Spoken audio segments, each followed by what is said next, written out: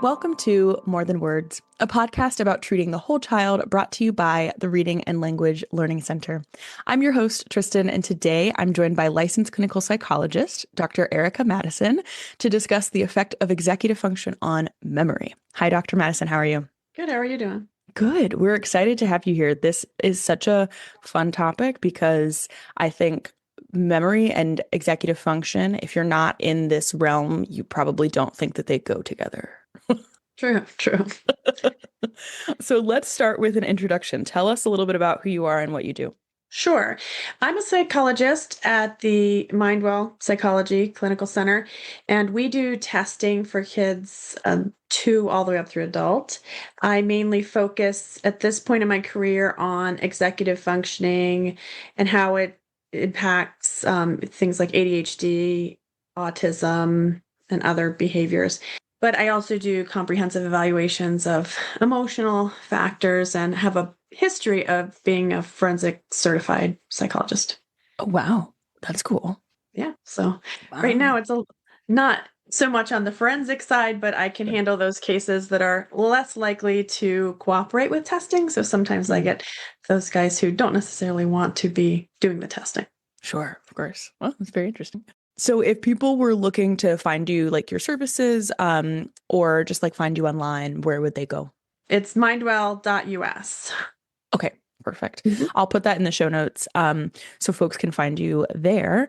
All right, well, let's hop into these questions. So first and foremost, we talk about executive function a lot on the podcast, but I always like to give people like a basis of what it is. So would you mind just defining executive function in like very simple terms for us and what skills kind of fall under that umbrella? Sure. It's just the skills that help us plan and organize our thoughts, feelings, and behavior. So it's anything that helps you kind of control and plan your life. So anything that a CEO would do for a company, it's what your brain is doing for you. So it's planning, organization, time management, working memory, focus, impulse control, emotional regulation, all of those things that help you carry out jobs. I like that analogy, kind of like the CEO of a company. Like that's your executive function skills. So, which of the EF executive function skills impact memory and in what way are they impacted? Well, several of the executive functions impact memory. First and foremost is focus, right? If you're not focused on the information, if you're not looking at it, listening to it, in some cases touching it or interacting with some way with the information, you're not going to remember it. You don't remember what you haven't paid attention to. Sure. So that's a big one. And then working memory, which is how much of it you can hold in your mind at once and kind of consolidate or connect to previous memories. And organization is a big one too, because if you're putting the memories in and not making connections between the facts or the information, you haven't put it in your brain in an organized way so that when you go to retrieve it, you can't access it in the same way. And then planning. So part of retrieval is having a plan for if I don't remember right away, what do I do? What's my strategy to get the information back out? So all of those things can impact it. Wow. I majored in computer science when I went to university. And so the organization of like files and, like where they live is such an important piece when you're, like going to code through something. And that kind of analogy of like where the things are stored in your brain, if they're not organized, like you're never going to be able to retrieve them. Like that's to me and my like little CS brain, that makes a lot of sense. Right. And I think for a lot of the computer people, it does make sense.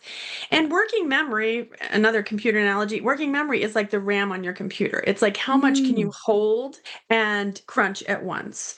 And so working memory plays such a big role because if you're not able to hold the information and that's where you organize it, right? So if you're forgetting or getting distracted before you've got the information consolidated, before you understand the information, then you drop it before it gets to long-term memory. Wow. Oh, that's I mean, it's a great analogy for me. I hope that it works for some other folks that are listening. But that made a lot of sense to me.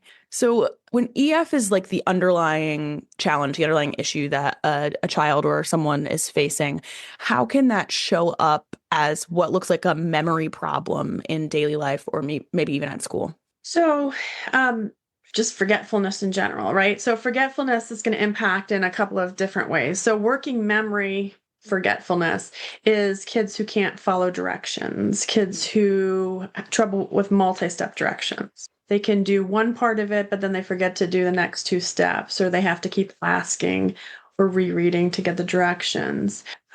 The other thing is that your working memory holds your goal. So if you're Mm. very distractible because you have attention issues or executive functioning issues, if you get distracted, your working memory should bring you back on track. It's like, oh, I was looking out the window, but what am I doing? I'm holding my goal in my mind. If you have difficulty with working memory, you've dropped the goal. So you look out the window and then you forget that you were doing something else, and then you just bounce from one thing to the next and never back to the activity that you were Mm. interrupted from. So working memory has an issue, has an impact.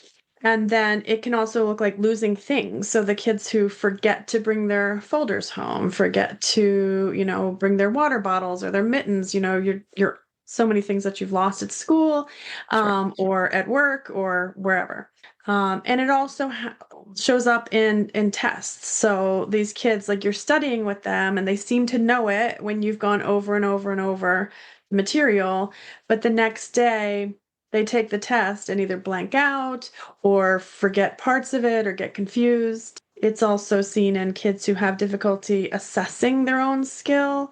So you study, you say, how'd the test go? They say it went really well. Or in college, this happens to college age people too. They're like, oh, I think I nailed that. And then they get the test back and it was not what they thought because they're Mm. not aware of what they don't know because that memory and the organization of the memory. And so it's their grades are not reflecting what they seem to know in the moment. When they're doing a task, they seem to know it, but when they take the test, it's not showing up in the same way. Huh. That is so interesting. I mean, it makes like sense, but it just feels kind of bizarre, right? Like having that feeling in the moment of understanding, but it never gets to the long-term memory to um like continue your growth and your learning and for you to be able to like hold that. Yes. And it's often in there, they just don't retrieve it in the same way. One of the ways that you can tell is some of the kids are much better with multiple choice questions. So that's a Mm. recognition, right? If it cues their memory versus Right. open-ended questions like a short answer or an essay, where it's more retrieval, open-ended retrieval, and then they have to organize the information on their own. That is crazy. And before we started recording, you had mentioned something about like parents feeling like their kids have a bunch of different problems because their memory is poor, and then they also like have a hard time getting organized or whatever, and they feel like it's a bunch of different problems, but you were saying it's really just like executive function that is leading to a number of other problems. It is. It's the overarching concern is the executive functioning, and that can lead to, that's associated obviously with the inattention and things like that. But it can lead to all sorts of different little issues. It can lead Right. to difficulty with social stuff because again, organizing and following conversations. It can lead to all the study issues, the difficulty memorizing things. So sometimes they think it's a memory problem is sort of a separate problem, but most of the Right. time when we do the testing, it's not memory lost, or kind of some neurological memory issue. It's just how they organize the information. Wow, that is so interesting. We talk a lot about executive function as it being more of like the planning and the organization, but memory I don't think gets touched on explicitly as much, and so this is wildly interesting to me. So, are there any specific executive function skills that tend to have like the biggest impact on memory demands for children? It really varies by child, which is why when we do ADHD testing, we don't just do one test for ADHD. We do include other neurological factors like memory, learning, because we want to see what the impact is and why for that child it's looking the way it is. Why are they having difficulty memorizing? Sometimes it's on the encoding side, which is the putting it into your memory side. And sometimes it's on the retrieval side, which is getting it back out of your memory. Right. So for younger kids and for a lot of people, it tends to be focus, right? If you're not paying attention to what they're telling you, you don't learn it, right? So when they're little, it tends to be focus. what we know is that medication can increase focus, sustained attention, and those kinds of things, but it doesn't really impact executive functions like organization, planning, and those bigger issues. So as kids age, especially if they're treated for ADHD or if they're taking ADHD meds, the bigger problem as they get older is the organizational strategies because the information becomes more complex and you have Mm, to take in a lot of information at once and consolidate it into a memory that makes sense. You have to connect it to your previous learning, and then you have to organize it in a way that you can bring the information back out again on a more complex task. It's right. not when it's not a little matching thing like when you're little, it's like an essay, right? Where you have to pull out multiple pieces of information and combine them. Yeah. Wow. Oh, what a great point. So, how do executive function and memory demands change as kids move through school? You're kind of mentioning this, and like become more independent learners. So early on, a lot of what kids are doing is kind of rote memory, right? You have to learn your multiplication tables, and it's just doing the same thing over and over. Yeah. For kids who have attention issues, that's just really dreary, and it's just very unpleasant to do the same redundant, kind of boring thing over and over. So rote memory is a real block early on, and Yeah. some of those kids never develop kind of math fluency or things. So early it's the rote stuff. Later it's the complexity of it. It's when you're in math, you have multi-step problems. So you're Mm, holding in working memory all of these steps. And then if you don't have the math fluency from early on, each time you're adding or subtracting or doing something with the numbers, you're having to pause for longer to bring the information out of your memory. yeah. Um, Now the kids get calculators like in fifth grade. So math fluency is kind of declining anyway, just because Sure. they're focusing on the steps in the process more than the fact finding, which is fine. But it's kind of harder to hold those complex steps in mind. So as you get Sure. older, the complexity makes it harder and you have to shift more. So shift is going back and forth between two tasks. Mm, So, a more complex memory things like if you're writing an essay, you're shifting between what is the big picture response I want to do versus in this sentence, what words do I want to use? How do I spell those words? Where do I capitalize? Where do I punctuate? So, you're shifting back and forth between all these things. So, if you're also having to focus on pulling information out of memory, and all these steps are things that you've memorized how to do, it's a lot of complex demand. yeah. So I kind of want to talk about the essay thing you just mentioned, Sure. if we can, for a bit.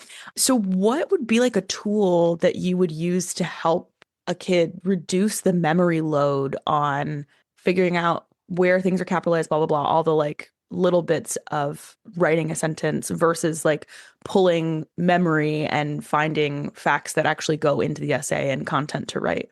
So part of it is supporting the planning, right? So there are different ways to either outline or do a visual organizer. They have, when little kids, they have like the sandwich method or Yeah. spider, the spider webs. So there's different ways to help with the planning so that the information, you're pulling the information out first, putting it down, getting it organized, and then you're translating it into writing with all the contextual demands with the punctuation and capitalization. So planning ahead is one thing. And then editing afterwards. So using a good editor's checklist. Let me go through and make sure every sentence is capitalized. Let me go through and make sure so kind of using it. So it's the before structure and then the after checking. Obviously, everyone is now using computers. Kids get laptops really easily, Sure. so really early. So you have you spell check, and then Right. they give you the little grammar prompts. So all of those things help support executive functioning. Sure. But yeah, I appreciate you mentioning that because I do feel like it's interesting talking about this. You realize how much goes into like everyday tasks that you kind of like take for granted if you don't have executive function struggles. Um, it's always interesting to like hear it broken down and realize, oh my gosh, there's a lot that you have to do when you're doing writing an essay, writing an email, like something that seems very simple. So thank you for pausing and giving us like a small strategy for how to make that easier. It seems very simple, but I mean, it's helpful. It does seem simple if you don't have learning or executive functioning issues, but that's why people who have these issues are constantly exhausted. They're Yeah. overwhelmed by small tasks. So when kids are avoiding things, it's often because they're overwhelmed. They don't know where to start because they really can't break it down into steps. Right. Oh, that was very helpful. I appreciate that. And to piggyback off of kind of what you just said, like what are some signs that parents can like look for that they might notice that suggest that there's some executive function challenging and that it might be affecting memory rather than like their effort or their motivation? Well, the kids will often say, and the parents will often say, they really are trying and they seem to be studying and they seem to know it. So the parents will get involved and they're, reading the spelling words or going over a study guide or they're working with the kid the day before, but it just doesn't translate into success on the Yeah. test. So a lot of times it's that loop of just like, we really tried and it's not coming out how it should. He knew it the night before and he didn't know it during the test. Mm, So it's just kind of watching the kids work so hard and not get anywhere. So that's usually what we hear over and over. yeah. And I feel like a lot of people have that, like have heard that or have felt that in their house, happening in their house. So how can strengthening executive function skills improve the memory outcomes, like even if it's not, if we're not directly trying to train the memory, if you will? I mean, I think, well, having strategies like the planning ahead, interacting with material in an active way. One thing I Mm. really don't like is the study guides. I know they're meant to be helpful, but it's a crutch, and so kids will just memorize the study guide. And Yeah. so teaching kids active studying strategies, asking the same information with different wording, asking the information in a different order, Mm. studying the information in a different way, Kahoot, Quizlet's more interactive. For Yeah. older kids, I always recommend setting up a study group. So then you're having people ask you questions. Um, and they might be able to point out what you don't know, or they might be able to explain what you don't understand. Because if you're studying alone and you're just reading through your notes over and over or going through a study guide, you're not actually challenging yourself and you're not actually actively engaging with the material. It's a really passive way to learn it. Mm. So part of it is strengthening the study skills can really make a big difference. Also, things like teaching strategies of how to rule out one response on a multiple choice test, Yeah. teaching strategies in the moment, because strategies require shifting from kind of panic, oh, I don't know this, to let me actively problem solve.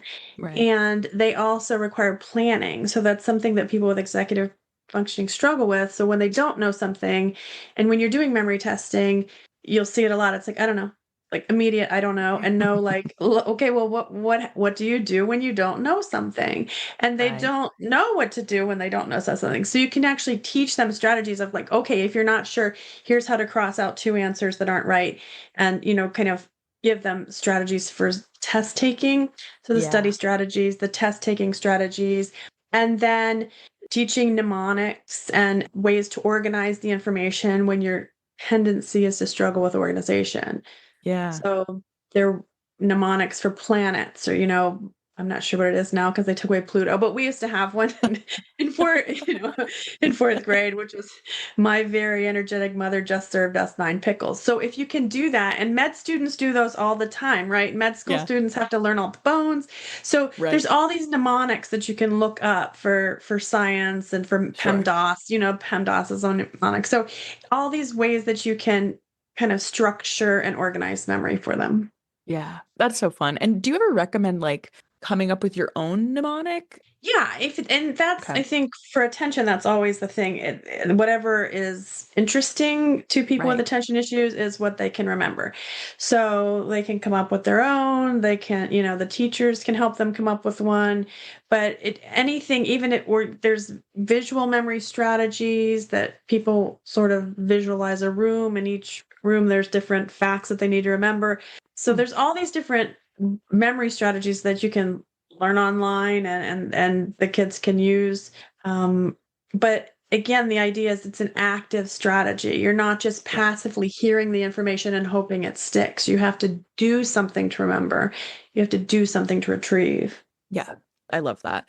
And I feel like, tell me if this is active or inactive to you. But I always felt like people learning a language, like in a Spanish class or something, they would put like sticky notes of like the door is this in Spanish or this is that in Spanish on Yeah. like things around their house.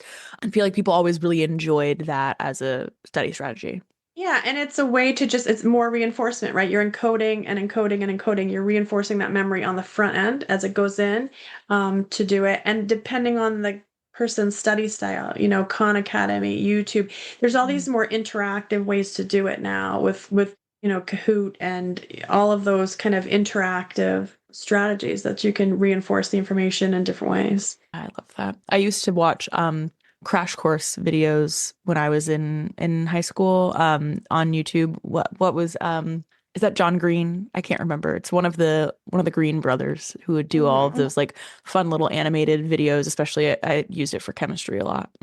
Yeah, and so whatever you need to do, the problem is part of that executive functioning, and one of the things the parents can do to help is planning ahead, right? It's not cramming at the last minute, Right. realizing that you need to reinforce over time and that you need to do a little bit more sometimes to encode and organize the information Right. versus studying at the last minute. And that Exactly. time management executive function can impact that.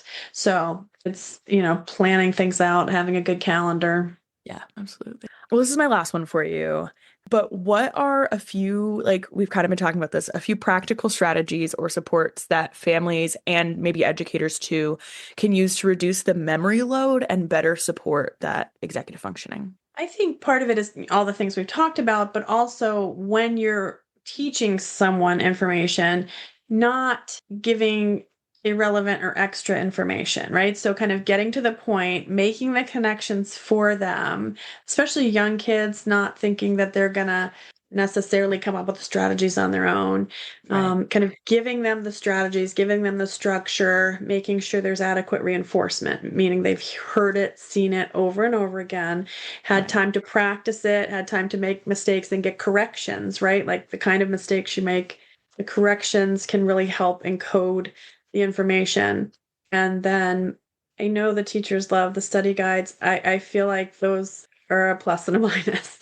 They give you the information to study, but the kids will stick to them. And then if you ask the questions any other way, it it can be hard, but it gives them some place to start, right? And it gives parents a Sure. way to quiz the kids at least. Yeah. So, and then just you trying to find other resources, videos, Kahoots, Quizlets, any of those kinds of things, and study groups. I think study groups are really a good way when it's people who are going to keep you on track, not people who are going to get you distracted, but people who are, can quiz each other because they know the material. And so it's a good way to make sure that everybody's, on the same page about what's important in the class and what Yeah. information they need to have. Sorry, I have a side question now. Um, if you are a teacher, let's say, and you really want to give a study guide, but you don't want to give like explicit answers, do you find that like something where the students have to pull the information, like you just put like these are the things you need to know, but like you have to go retrieve that information? Do you find that to be helpful? And some of them do that. And I think that is helpful because it does require the kids to sort of practice how they would answer, as long as they're either putting them in groups to check the answers Right. or checking them themselves. Right. Because, if they write down the wrong answers and then as a parent you're seeing with the wrong answers, it doesn't really help. But Right. yeah, I think the more interactive, again, the more interactive it is, the more it requires you to stop and think and retrieve information on your own, the better it is. Yeah. And it's good to have, here's the information we need, but just reminding them anything can be on the test. It's not just going to Sure. be this one page, right? Just reminding them that this is a jumping off point. Right. Yeah. Oh, well, this has been really wonderful and I think insightful for folks to realize that, a kid's memory can be impacted by EF. It's not always like necessarily a memory loss issue, which we touched on a bit. So thank you so much for being here. This has been great. No problem. Have a good afternoon. Thanks, you too. Thank you so much to the audience for listening. Make sure to subscribe and leave us a little rating and review. It helps other folks find the podcast, and we'll chat with you next time.